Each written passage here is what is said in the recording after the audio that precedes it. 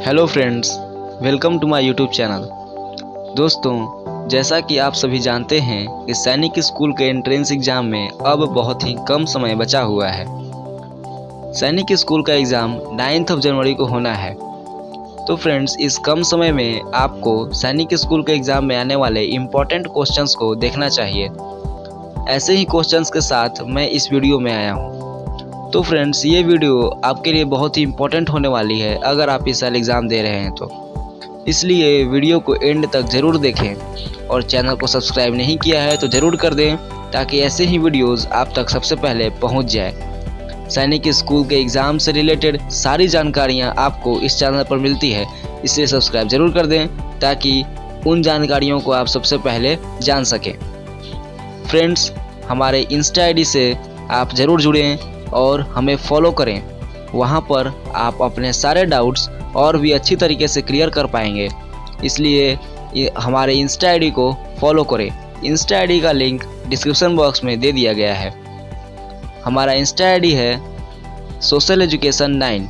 इसको ज़रूर फॉलो करें ताकि आप अपने सारे डाउट्स और अच्छे तरीके से क्लियर कर सकें। फ्रेंड्स, स्टार्ट करते हैं वीडियो को। तो हमारा पहला क्वेश्चन है, if a + b + c = 9 and ab + bc + ca = 23, then the value of a² + b² + c² equals to। ये क्वेश्चन अलजेब्रा टॉपिक से है। इस प्रकार का क्वेश्चन हर साल आता है। आप प्रीवियस ईयर का पेपर उठा करके देख लें, ऐसा क्वेश्चन आता ही आता है।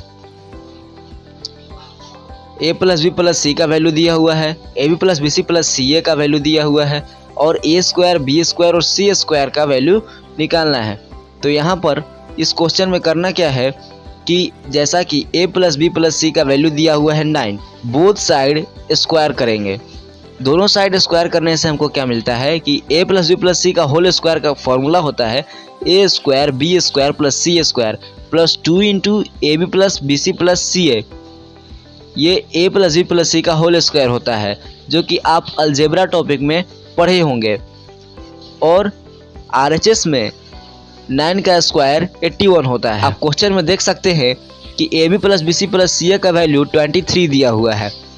तो ab + bc + ca के जगह पे हम भी 23 को पुट करेंगे और RHS में 81, a² b² c² + 23 × 2 46 = 81।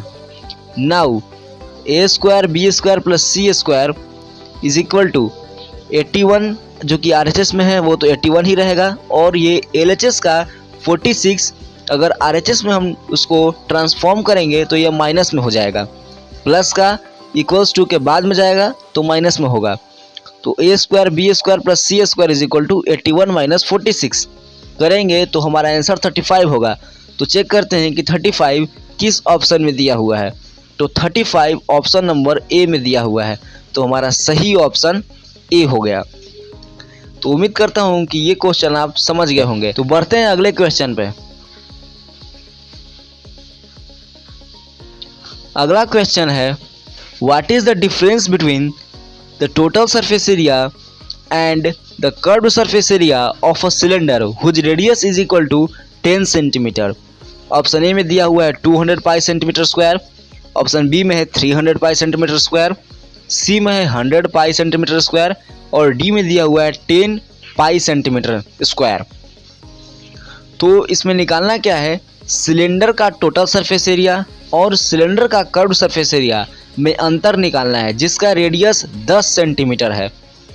तो ये मेंसुरेशन चैप्टर में आप लोग पढ़े होंगे। सिलेंडर का टोटल सरफेस एरिया होता है, फॉर्मूला है उसका 2πr × r + h और कर्व्ड सरफेस एरिया होता है 2πrh।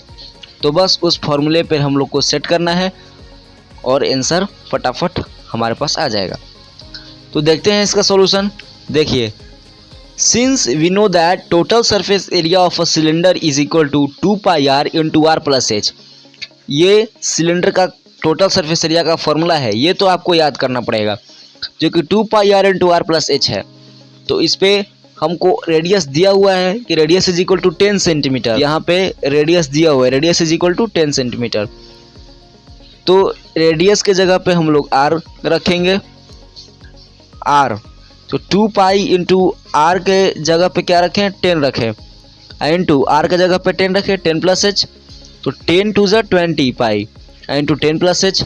अब 20 पाई को 10 प्लस एच से मल्टीप्लाई करेंगे तो 20 pi into 10 is equal to 200 pi, और plus 20 pi into H is equal to 20 pi H. तो 200 पाई प्लस 20 पाई एच, ये हुआ हमारा टोटल सरफेस एरिया। अब निकालेंगे कर्व्ड सरफेस एरिया क्या है। तो कर्व्ड सरफेस एरिया का फॉर्मूला होता है क्या, 2 पाई आर एच। ये कर्व्ड सरफेस एरिया का फॉर्मूला है। रेडियस 10 सेंटीमीटर दिया हुआ है, 2 पाई इंटू 10 प्लस एच, क्योंकि रेडियस दिया हुआ है क्या, R is equal to 10 centimetre ऐसा दिया हुआ है। तो आर के जहाँ जहाँ आर होगा वहाँ 10 रखेंगे। तो 2 पाई इंटू एच, एच तो हमारे पास है नहीं, पाई का वैल्यू हम 22/7 नहीं रखेंगे, ऐसे हमारा क्वेश्चन जो है कॉम्प्लिकेटेड हो जाएगा। तो आर के जगह पे 10 रखेंगे, तो 2 को 10 से मल्टीप्लाई करेंगे 20, और पाई इंटू एच पाई एच। अब इसका डिफरेंस निकाल देंगे। हमारे पास ये रहा टोटल सरफेस एरिया, ये रहा curved surface area 20 pi H. तो निकालना हमको है total surface area minus curved surface area, total surface area minus curved surface area. तो total surface area 200 pi plus 20 pi H, और कर्व्ड सरफेस एरिया है 20 pi H. तो total में से कर्व्ड को माइनस करेंगे, बीच में माइनस का सिंबल लगाएंगे, और ये देखिए plus 20 pi H minus 20 pi H, plus minus cut गया, बच गया 200 पाई। ये हुआ हमारा आंसर। ये किस ऑप्शन में दिया हुआ है, 200 पाई। 200 पाई ऑप्शन नंबर ए में दिया हुआ है, इसका भी ऑप्शन नंबर ए हुआ। तो ये क्वेश्चन भी आप समझ गए होंगे। अगला क्वेश्चन है, from his house Ramesh goes 15 kilometre to north, then he turns west and covers 20 kilometre, then he turns south and covers 5 kilometer, finally he turns east and covers 30 kilometer. Looking from his house, in which direction is he standing? Question है कि रमेश अपने घर से 15 kilometre north चलता है। 15 kilometre north चलने के बाद वहीं से वह वेस्ट टर्न करके 20 किलोमीटर चलता है। 20 किलोमीटर वेस्ट चलने के बाद साउथ में 5 किलोमीटर चलता है, और साउथ में 5 किलोमीटर चलने के बाद ईस्ट में 30 किलोमीटर चलता है। तो अगर उसके घर से देखा जाए तो वह अभी किस डायरेक्शन में खड़ा है। चलिए इसके सॉल्यूशन को देखते हैं। सबसे पहले रमेश 15 किलोमीटर नॉर्थ में चलता है। अगर हम मान लें कि रमेश का हाउस यह पॉइंट है, अगर यह पॉइंट रमेश का हाउस है, तो रमेश अपने घर से 15 किलोमीटर नॉर्थ चलता है।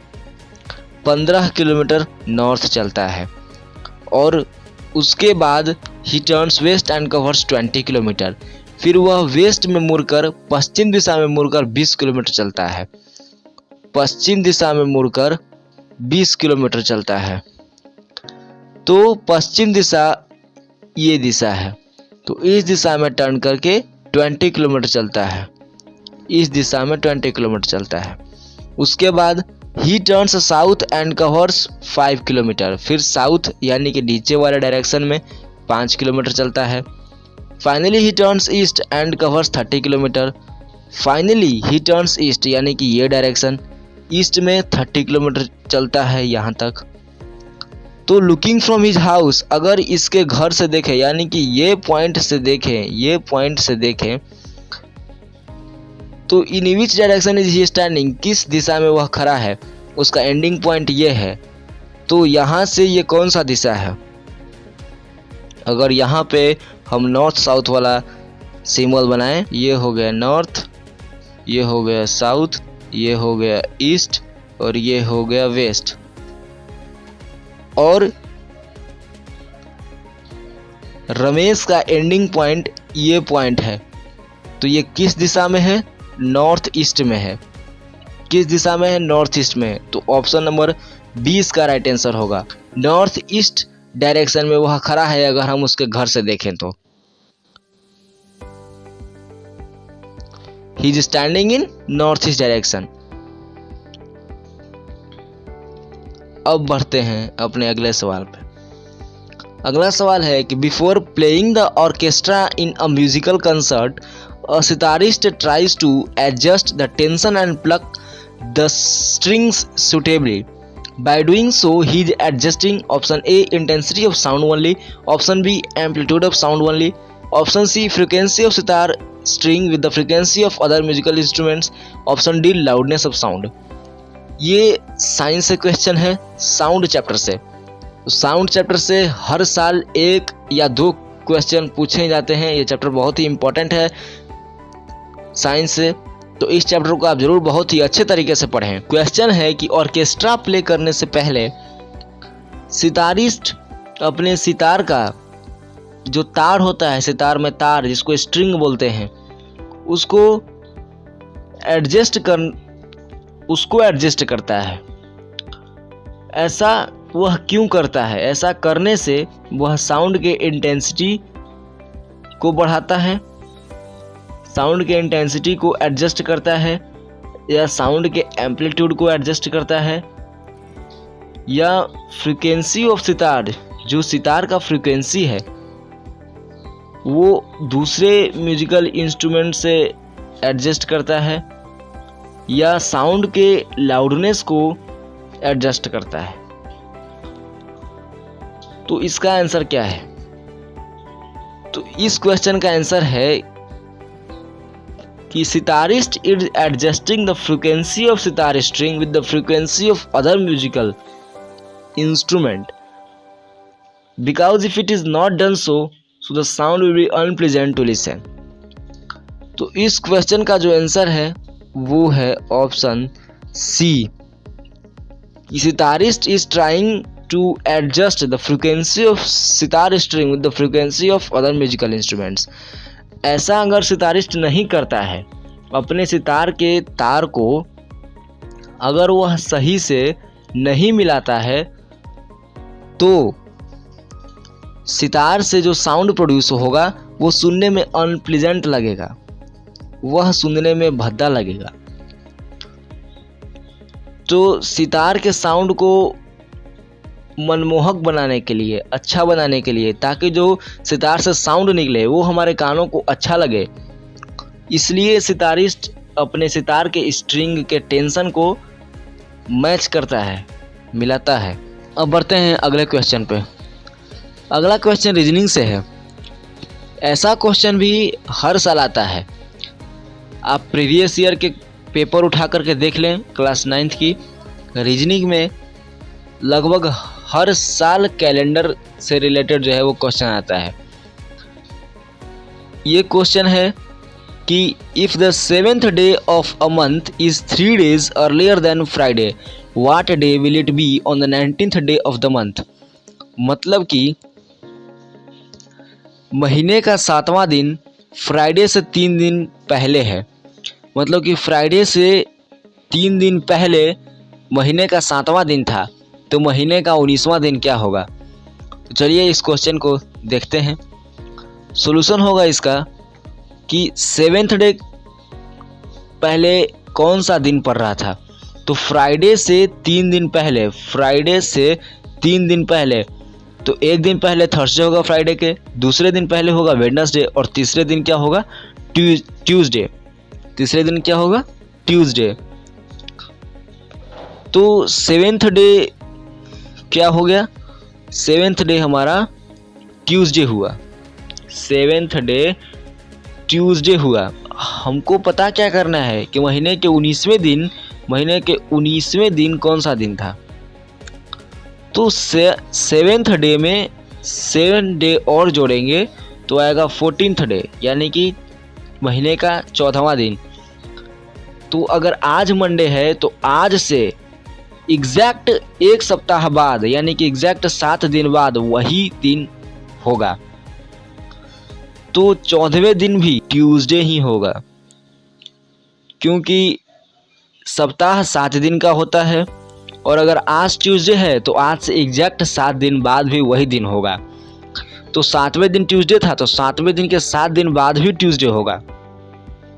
तो 14वां दिन ट्यूसडे है, और हमको पता करना है कि 19वें दिन कौन सा दिन है। तो 14 दिन में 5 दिन प्लस करेंगे तब आएगा 19 दिन, यानी कि 19वां दिन। तो ट्यूसडे 14वां दिन कौन सा डे था? ट्यूसडे था। तो ट्यूसडे में हमको 5 डे और प्लस करना है, 5 डेज, जो इसका आंसर होगा संडे। तो संडे किस ऑप्शन में दिया हुआ है देखते हैं। तो ये ऑप्शन नंबर बी में दिया हुआ है। तो इसका सही आंसर क्या होगा? बी। ये थे हमारे 5 सवाल जो कि आपको ज़रूर मदद करेंगे सैनिक स्कूल के एग्ज़ाम में। फ्रेंड्स, तो उम्मीद करता हूँ कि आपको ये पाँचों सवाल समझ में आ गए होंगे। फ्रेंड्स, आज के लिए बस इतना ही। अगर वीडियो अच्छा लगा तो लाइक ज़रूर करें और शेयर करें और भी अपने फ्रेंड्स के साथ जो इस साल सैनिक स्कूल का एग्ज़ाम दे रहे हैं।